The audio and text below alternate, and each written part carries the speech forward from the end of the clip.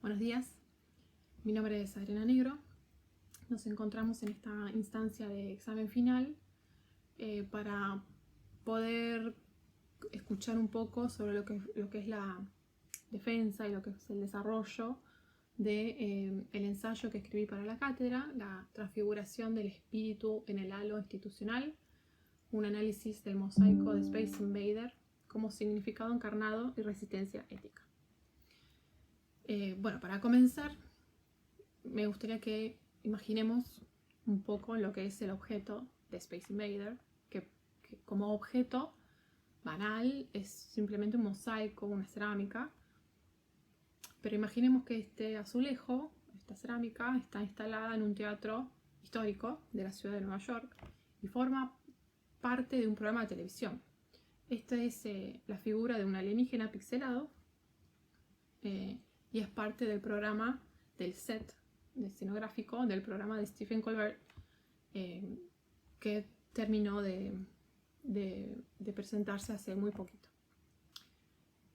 Cuando termina el programa, termina de transmitirse, se quiere hacer una venta, una subasta de los objetos que forman parte de la historia del programa.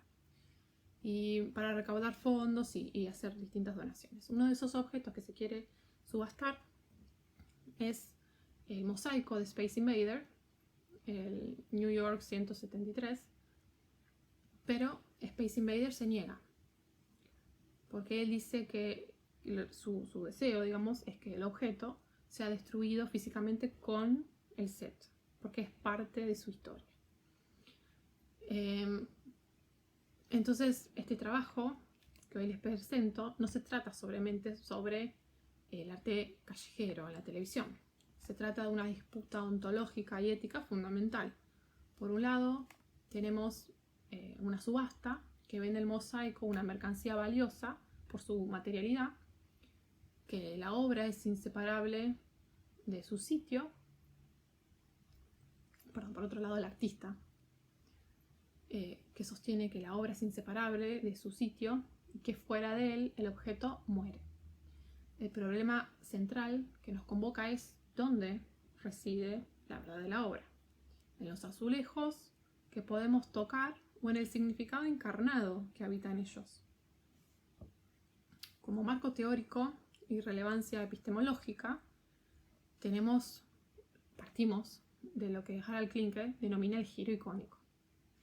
Este movimiento nos propone que la imagen no es solo una ilustración de ideas ya dichas, sino un medio epistémico autónomo.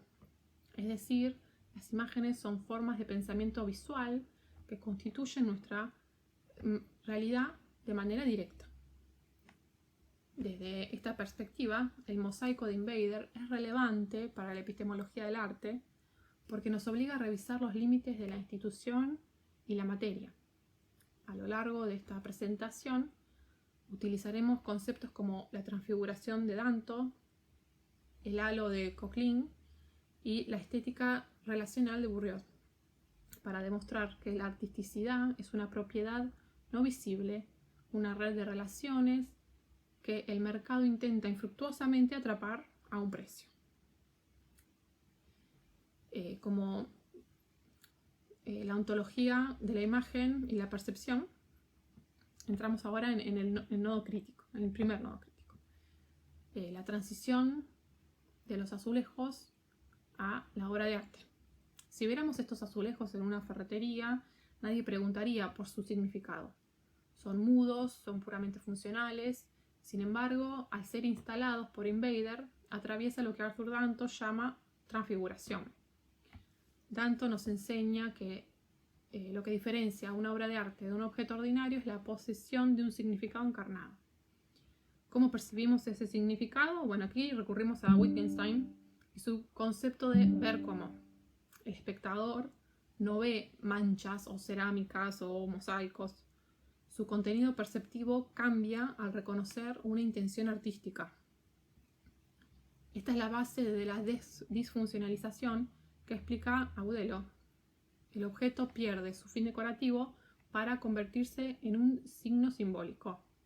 Como señala Elena Oliveras, La obra actúa como una metáfora visual, nos permite ver una cosa en otra, lo digital en lo pétreo, creando un conocimiento que la descripción literal no puede alcanzar. El halo institucional y el Péregon, sin embargo, esta transfiguración no ocurre en el vacío. Necesita un horizonte que la valide. Según George Dickey, el arte es un estatus que se logra sobre el trasfondo de una práctica cultural llamada mundo del arte. En nuestro caso, el teatro y el programa de Stephen Colbert no son meros fondos, son marcos de presentación esenciales. Anko Kling profundiza esto con su teoría ambiental. Ella afirma que las obras están envueltas por un halo de conceptos. El mosaico en el teatro posee una identidad envuelta por el ambiente de la televisión y la historia del sitio. Por eso, el intento del mercado de subastas de arrancar la pieza es una violencia ontológica. Al desplazarla se destruye su horizonte, el lazo entre el medio y el significado se rompe y la obra revierte a ser una cosa o peor aún, una mercancía huérfana. Aquí resuenan las palabras de Derrida: no hay una frontera clara entre la obra ergon y su marco Péregon. El lugar es constitutivo de la pieza. Si quitamos el marco, matamos la legibilidad del objeto. Metafísica del espíritu y resistencia ética. Llegamos al punto de mayor tensión. El pedido de destrucción del original. Este gesto, que parece una pérdida económica, es en realidad una validación de la estética hegeliana. Para Hegel, lo bello artístico es superior a la naturaleza porque es nacida del espíritu. Hegel argumenta que la materia es solo una apariencia superficial, lo esencial es la idea. Al exigir que el mosaico muera con el set, Invader defiende que lo que importa no es la cerámica muerta, sino la intención intelectual que habitó ese espacio. El paso hacia el alias, la réplica que sobrevive en la memoria, representa el tránsito del arte hacia la reflexión filosófica. Además, como plantea Boris Groys, este sacrificio es una producción de sinceridad. En un mundo de autodiseño donde sospechamos que todo está manipulado por dinero, el público solo cree en la verdad del artista cuando éste realiza un gesto de suicidio del objeto. Invader resiste así a la sociedad de la transparencia de Byung-Chul Han, esa coacción a que todo sea visible y consumible. Al destruir el original, Invader protege el secreto y el eros de la obra frente a la hipervisibilidad del mercado. Estética relacional y macroconcepto. ¿Qué queda entonces si el objeto desaparece? Queda el alias. Bajo la estética relacional de Nicolas Bourriaud, la obra no es un objeto autónomo, sino un modelo de mundo viable y un intersticio social. El mosaico de Invader sobrevive como un dispositivo de memoria colectiva que escapa a las leyes de la rentabilidad. Esta supervivencia depende de la poiesis del receptor. Como señala Elena Oliveras, el espectador no es un observador pasivo, es un co-creador que otorga permanencia intelectual a la obra a través de su mirada. Siguiendo el paradigma de complejidad de Edgar Morin, podemos concluir que la artisticidad del mosaico es un macroconcepto sistémico. No reside en el azulejo solo, ni en el artista solo, sino en la solidaridad de todos los fenómenos, el lugar, la ética, el espíritu y la recepción. El todo es más que la suma de las partes. La soberanía del espíritu sobre la materia. Para concluir, el caso de Space Invader nos deja una lección epistemológica fundamental. La artisticidad es una propiedad no visible, vinculada e indisolublemente a una atmósfera de teoría e historia. Hemos demostrado que la obra es inseparable de su horizonte institucional.